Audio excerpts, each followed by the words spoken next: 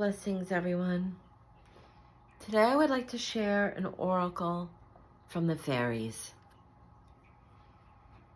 And this is such a beautiful deck because the fae are very childlike and very jovial. And I love this oracle because it captures that innocence. So first I would like to say thank you to Source for allowing me to be a medium of light. And I ask all the fae to please step forward to help bring a message of the highest good. Thank you. I'm grateful. And it's interesting today because I was out today a little bit and it's kind of a overcast day and it's raining. And I could feel the energy like that today where it was the fae.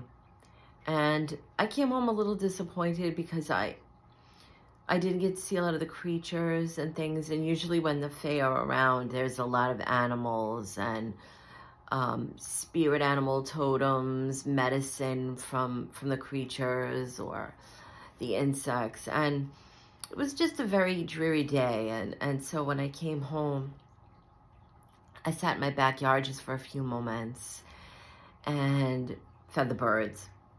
They said put out the bird seed, and just for a few moments was all it took to start aligning with that beautiful energy today.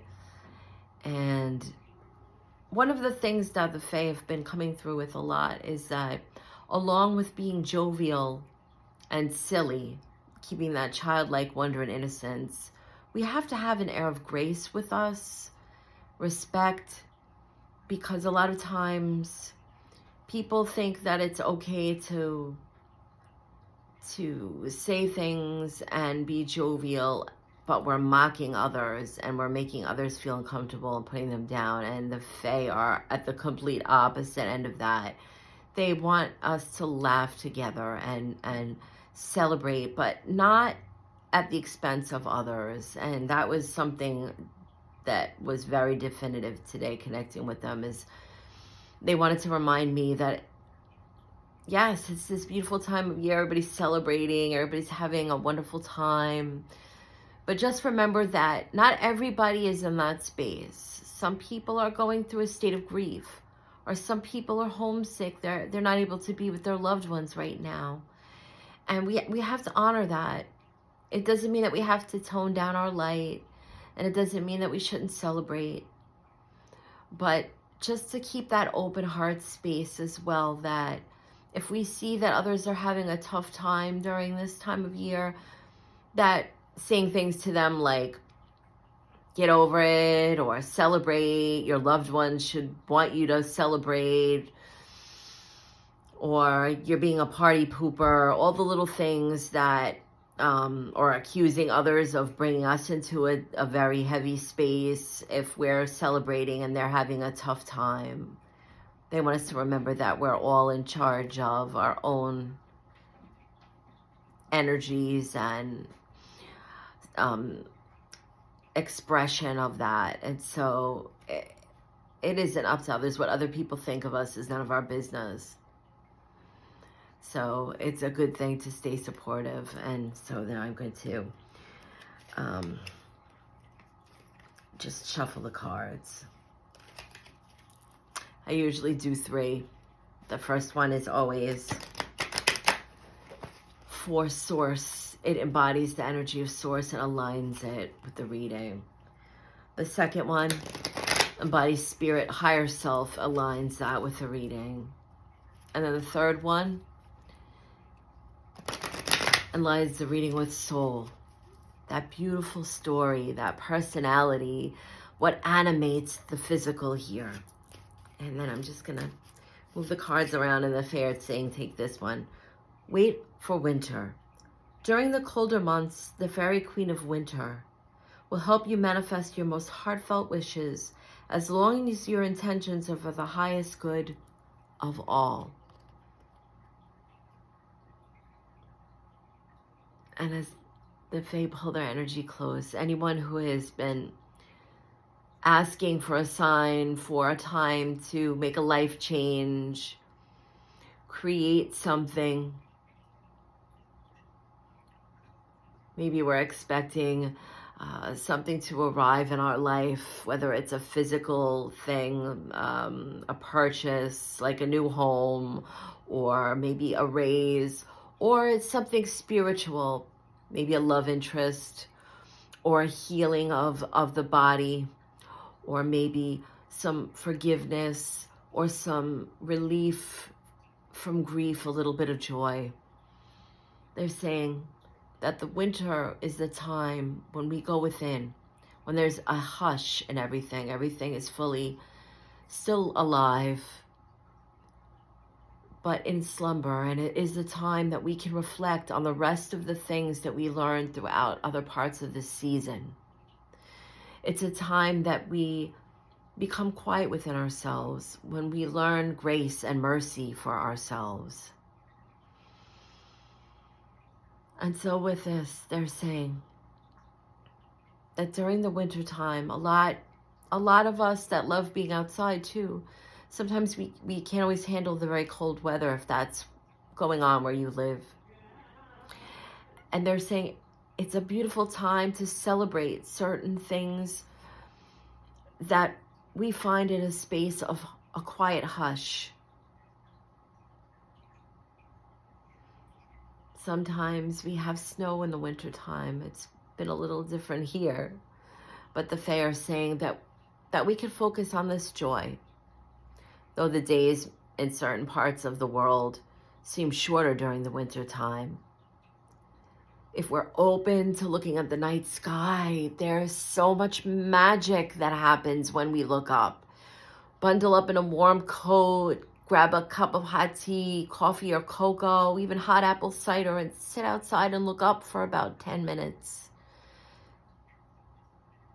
Just let our eyes focus and see all the pinpoints of light that start revealing themselves.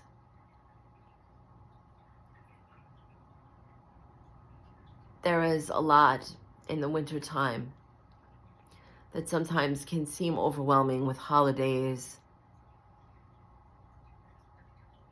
And some people are trapped inside because of situations. If there is ice, a lot of snow, bitter cold. But it is creation working with us. It's teaching us that during these times, we don't have to feel that we're isolated. We don't have to feel like we're losing out on that time. I know I still navigate the cold. I throw on a very thick jacket, mittens, gloves, scarf, hat, and I'm out there enjoying nature for what it is. And it's magical, the frost on the leaves. They're showing there's so much that we can enjoy still. But if we're looking for a sign, we're always asking when is it time? The Fae are saying the winter time. This magical time when the hush has so much sleeping and we're tiptoeing around in our humanness, enjoying this season. And the winter solstice is a beautiful celebration.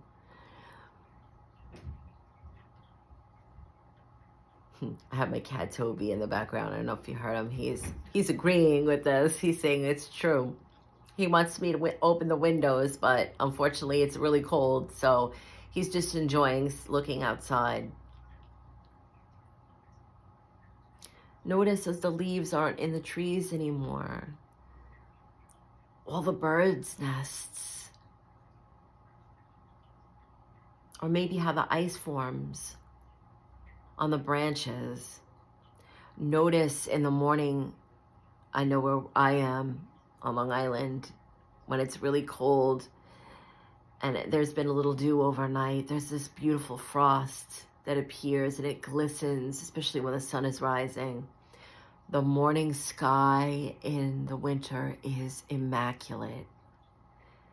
Get up a little extra early, they're saying, and notice how the clouds and the sun create this beautiful architecture in the sky. It's breathtaking.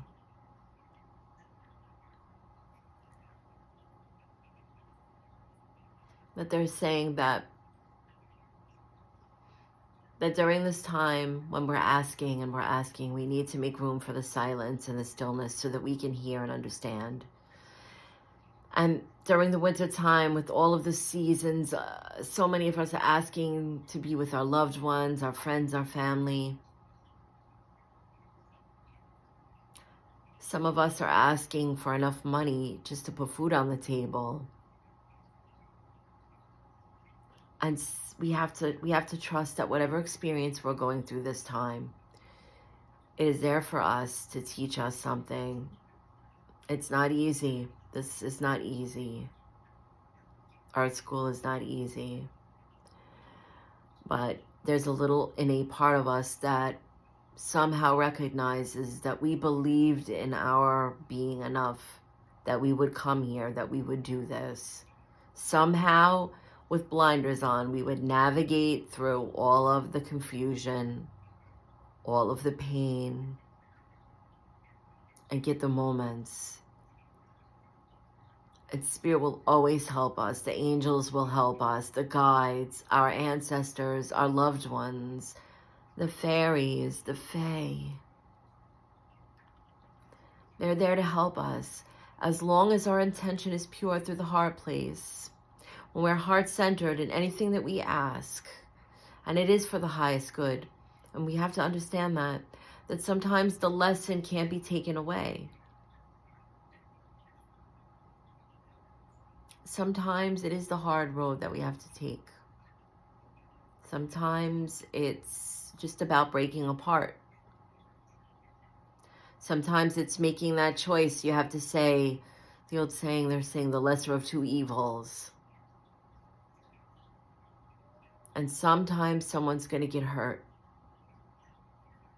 And as long as that is not our intention to hurt others, and we're looking for the best possible outcome in a situation, it will work itself out. Because when we all leave here, when we're no longer in the physical, it's understood clearly. Maybe a situation may seem dire, and there are many people involved in a situation, and a choice we have to make may involve others, certainly in a family unit or a work situation. But if we recognize that our intention is for the best, we have to let go and understand that everyone is going to be learning something from a situation that at some point will become clear to them. And if it's not right now in this lifetime, that it will be when they're no longer here. And this is very important, to learn to forgive during these times and let things go. We don't want to carry it with us.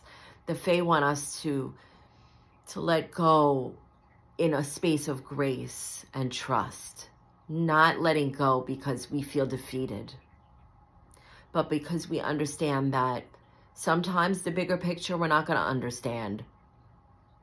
We're not going to know. We're not going to get every single answer right away. And because of that, we just have to have that trust.